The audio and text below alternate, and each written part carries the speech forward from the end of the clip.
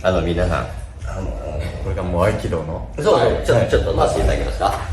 もう、翔太先生をお使いしちゃって、怒られちゃう。私が、これ大丈夫、そんなふうに、大丈夫ですよ、大丈夫。はい。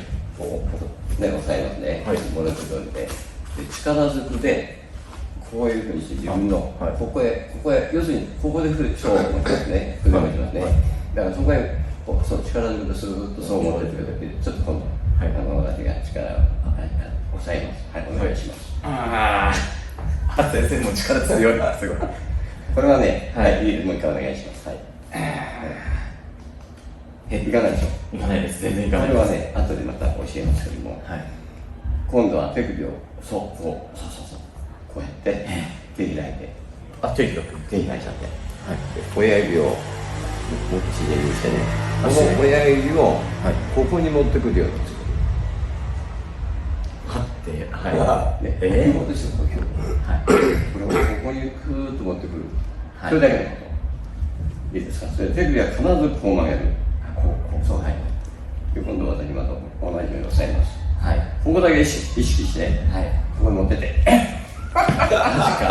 マジですか。簡単。これほど違う。手首がこう曲がるのと、力っていうのと、これほど違うんです。こうやると肩から力が抜けるんです。手も。わかりますよね。そして、親指意識して、こういきます。今度真剣にいきますよ。はい。響きの妖精。篠田剛が作って響きの妖精と一緒だ。そうですよ。そうなんですよ。それで筆を持ってったら、筆を持っているこの腕というのはいかに強いのかってことでしょ。万全なんですよ。そうだ、やっぱり塩田先生のね、すご鍛錬とね、ちょうど、ちょうどね、というか、しかもね、ここちゃんとこっち側に折ってね、そこが、いや、さすが。そうの人も面白いでしょ。もうこれ合気道そのものですね。そうなんです。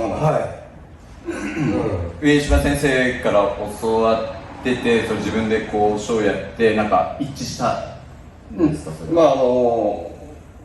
体がそういうふうにもなってたんだろうと思そうですよ。先生の場合ね、森平先生に直に習ってらっしゃったから、もう体がそうなってて、そこに書道のこのね、呼吸処方なさると。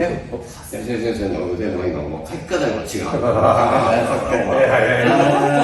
似だけは。ちゃんとできちゃう。僕も今筆ペン講座やってますけど、そういうこうやってやってましたんで、ちょっと気をつけて。それがいいんですよ。でも確かにさっき先生がおっしゃったように、うまいとされる書は書けなさそうですよね。ところがなんですね。うまくなっちゃうんです。なるんですか。なるんです。自然体っていうのはね、そういうもんだと思う。自然体。俺が取れて、後回しになるのが取れてくると、本当の宇宙からのこの、さっき申し上げたように、いっていう文字がありますでしょ。これはね、波動の形なんです。いという波動の形。ろという波動の形。それは、ひらがなの根本字というね、紙文字があるんですよ。だから、実は、日本の歴史的にはね、この「い」という例えばこういうそのね「い」という字の草書体がこういうふうに「い」になったというこれも歴史的に言われてるんです。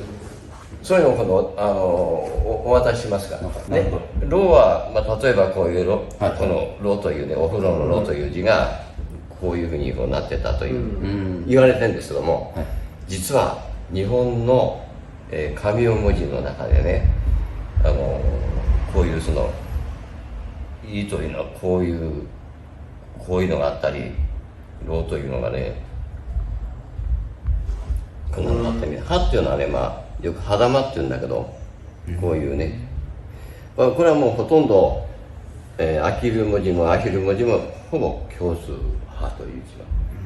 日本の漢字からの変わりって変わってきたというね、これは波という字の総書体が、ね、こういうふうになったというふうにこれはまあ言われてそうなんそういう今度お手本がありますのでお見せしますけどもそういうふうに言われてるんですけども日本人のね DNA の中にねこれがあったんだと思うんですよ。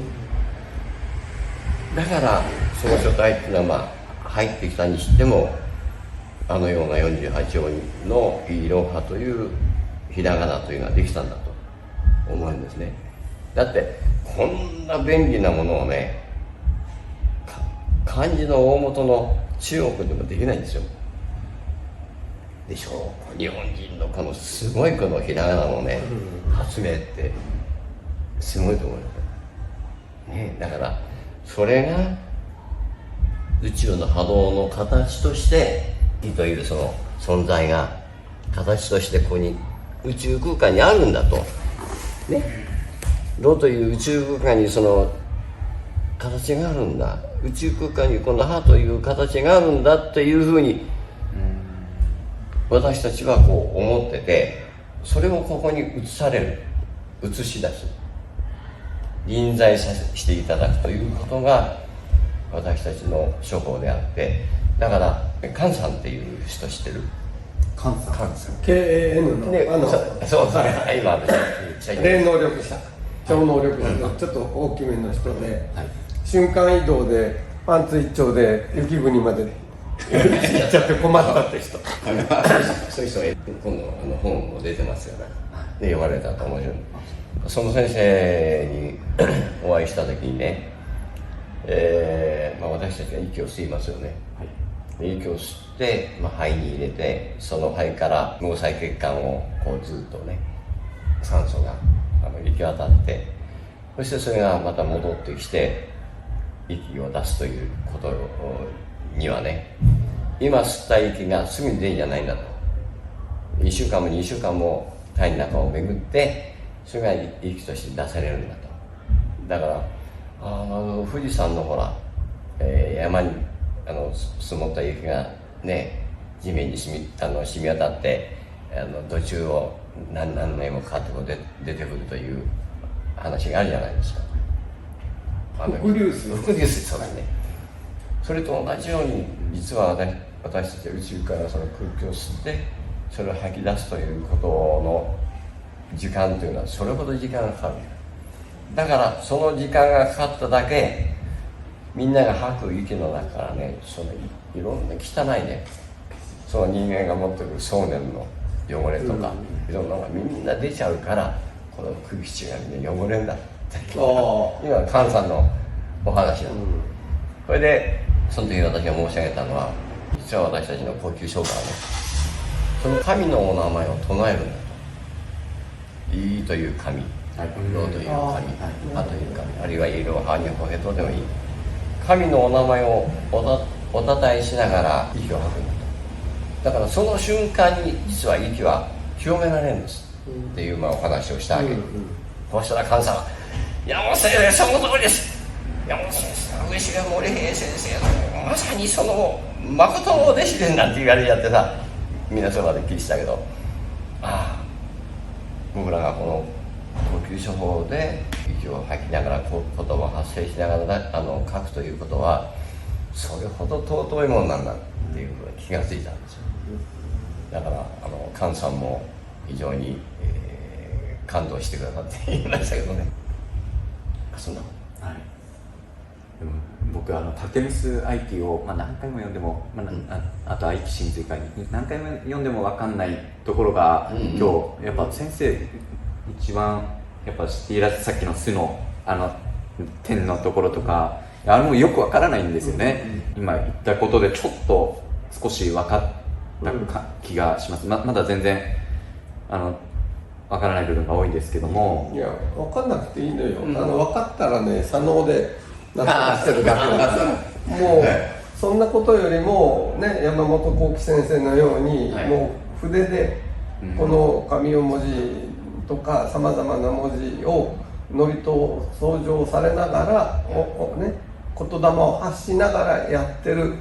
でシーター波の状態になってる、つまり左脳を動かしてない、その状態になるってのが上島森平先生の状態になるってことで、合気道のもう真髄だから、いちいち考えてるね、ああでもないこうでもないっていうのは他の先生方に任して、もうそんなことはもうそしたら脳波も変わっちゃいそうますよね。もう考えてんだから、なるほど。シーター派からは程遠いことになるのよ。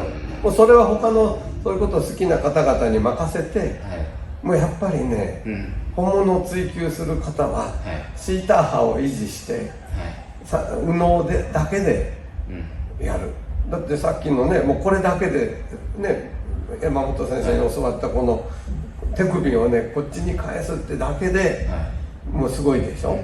あの時僕気がついたんで、僕ほんのね少しだけなぎなたやってたことがあったんです。なぎなた、あんまり男やらないでしょ、今は。でもそれやってたんですよ。なぎなたでこうなんですよ。ここになぎなた持ってるんですけど、普通こう持っちゃうんですよね。これじゃ切れないんです。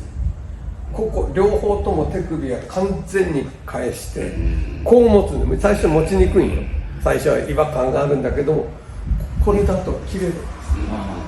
長い先の方なぎなた、これだとね切れない、振動するだけで。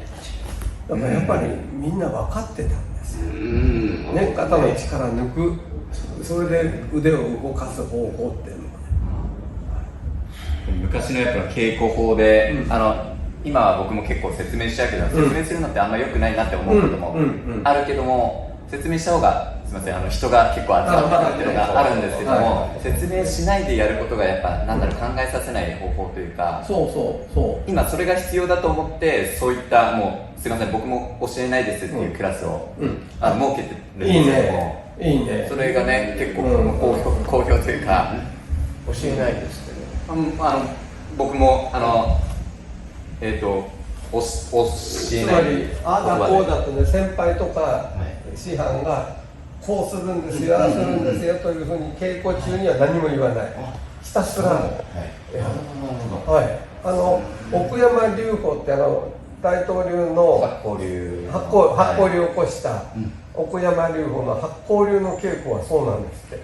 一切稽古中には先輩だろうが何かを相手に良かれと思って指導するときに声を発して説明しちゃダメなんです。ひたすら決まった技を互いに交互に掛け合う。だからまさにそれですよ。左脳のモードの一切排除して右脳モードのシーター派でひたすら稽古するっていうのがやっぱり方法が残ってたんですね、こうやってね。だからそれに気づいてやってるのが偉いし、なるほど、教えないつもりな。いや、久しぶりに僕なぎなたの思い出しました、佐々木先生いろいろと見てて、手の意思を働かせちゃいけない理由がそう手の意思をね捨てさせて、いや今日すごいですよ。すごい勉強になりましたし、いろいろまたつながってきました。でしょ、すごい参考になるでしょ。めちゃくちゃ参考になりました。